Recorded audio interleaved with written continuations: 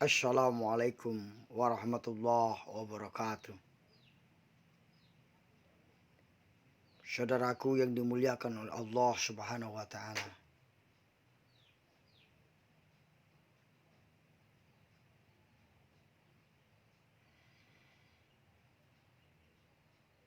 Rasulullah Shallallahu alaihi wasallam menginformasikan kepada kita bahwa kelak ada orang yang membaca Al-Quran hanya sampai pada tenggorokannya saja.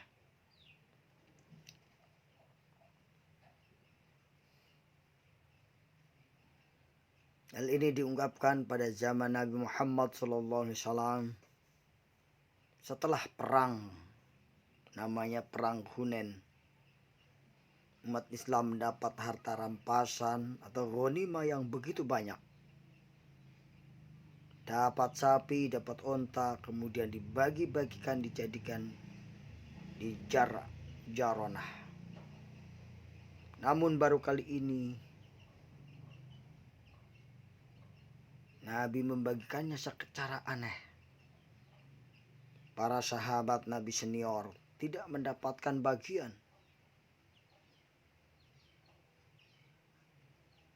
Hanya para mu'alaf, orang-orang yang baru masuk Islam, yang mendapatkan bagian ghanimah dari perang Hunain tersebut.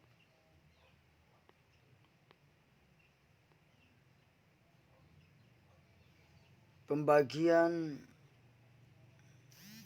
yang dilakukan Nabi tersebut meskipun tidak dipahami sahabat, mereka memilih diam karena semua tahu itu perintah Allah Subhanahu wa taala. Nabi selalu dibimbing wahyu dalam tindakannya.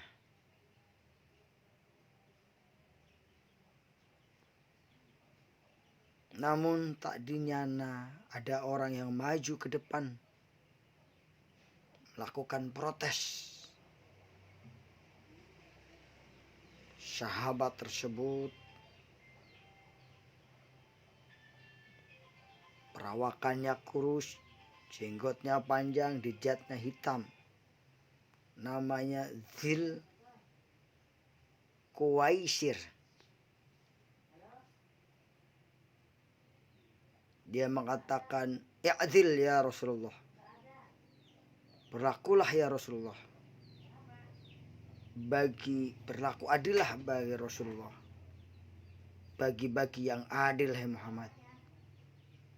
Begitu kira-kira protes. Celaka kamu yang saya lakukan itu diperintahkan oleh Allah, tegas Rasulullah. Orang itu kemudian pergi. Nabi Muhammad mengatakan, nanti dari umatku ada orang seperti itu. Dia bisa membaca Al-Quran, tapi tidak paham. Hanya di bibir dan tenggorokan.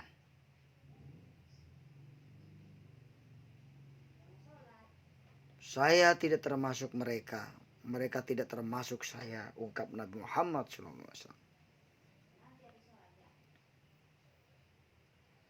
Tahun 40 Hijriah, Sayyidina Ali bin Abi Thalib dibunuh bukan karena orang kafir, melainkan orang muslim, namanya Abdurrahman bin Muljam At-Tamimi dari suku Tamimi. Pembunuh itu ahli tahajud, ahli puasa, dan penghafal Al-Quran. Ali dibunuh karena dianggap kafir. Pasalnya Ali dalam menjalankan pemerintahannya tidak dengan hukum Islam, tapi hukum musyawarah. Sang pembunuh menggunakan ayat wa man lam yahkum bima anzalallah faulaika humul kafirun. sebagai sandaran perbuatannya. Rasulullah sallallahu alaihi wasallam bersabda, "Yakhruju nasu min qablil masyriqi wa yaqra'ul Qur'an la yuzawwiju taraqihim yamruquna minad dini kama yamruqu sahmun minar ramiyah summa la ya'udu fihi hatta ya'uda sammu ilal fuqihi." Akan keluar manusia dari arah timur dan membaca Al-Quran namun tidak melewati kerongkongan mereka. Mereka melesat keluar dari agama sebagaimana hal anak panah yang melesat dari busurnya. Mereka tidak akan kembali kepadanya sehingga anak panah kembali ke busurnya. Hadis riwayat Bukhari. Dalam hadis riwayat Muslim, Rasulullah SAW bersabda, dari kelompok orang ini orang-orang seperti Zul Khuwairsyirah dari Bani Tamim An-Najim. Akan muncul nanti orang-orang yang pandai membaca Al-Quran tetapi tidak sampai melewati kerongkongan mereka. Bahkan mereka membunuh orang-orang Islam dan membiarkan para penyembah berhala. Mereka keluar dari Islam seperti panah yang meluncur dari busurnya. Seandainya aku masih mendapati mereka, akan kumusnahkan mereka semua seperti musnahnya kaum Ad. Hadis riwayat Muslim. Kalimat yang mereka membaca Al-Quran tapi tidak sampai melewati tenggorokan atau kerongkongan adalah kalimat mazaz. Tidak melewati kerongkongan adalah kiasan dari tidak sampai ke hati. Artinya membaca Al-Quran tapi tidak menjadikan mereka berakhlakul karimah. Padahal Rasulullah SAW bersabda, sesungguhnya aku diutus oleh Allah kita sholat untuk menyempurnakan akhlak. Hadis riwayat Ahmad. Begitu pula kalimat yang artinya tidak sampai melewati batas tenggorokan adalah kalimat mazaz, artinya tidak sampai melewati batas tenggorokan adalah kiasan dari tidak sampai ke hati. Artinya dengan baca Al-Quran dia tidak bisa mencegah perbuatan keji dan mungkar. A'udzubillah summa na'udzubillah. Semoga Allah melindungi kita. Semoga kita menjadi orang-orang yang faham Al-Quran dan mengamalkannya.